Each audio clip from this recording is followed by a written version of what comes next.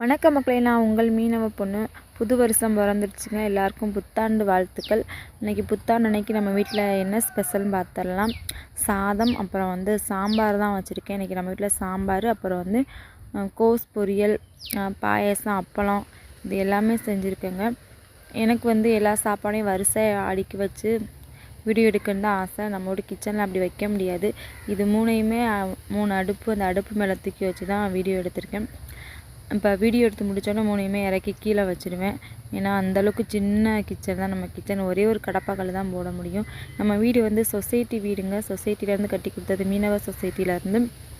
அதில் சின்னதாக ஒரு ரூம் இருக்கும் கடைசியில். அந்த ரூமை தான் இப்போ கிச்சனாக மாற்றி வச்சுருக்கோம்.